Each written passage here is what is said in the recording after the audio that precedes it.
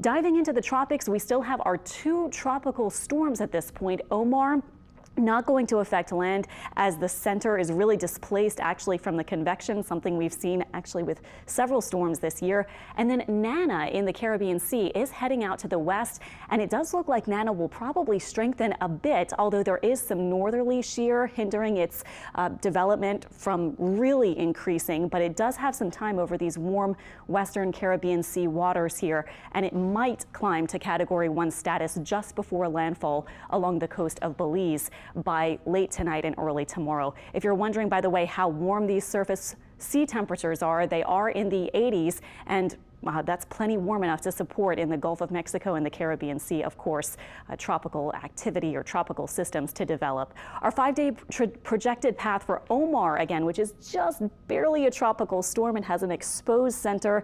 It really doesn't look very strong or organized at all, but it is forecast to fall apart due to strong wind shear that you'll see in these oranges and reds that are already weakening it and probably will continue to make it just fall apart in the next day or so.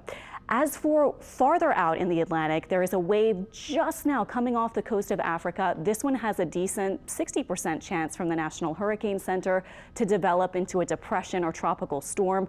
Paulette would be the next name. And here's another little area of some cloud cover and some weak low pressure, so we'll track that, but it has a low chance of development at this point.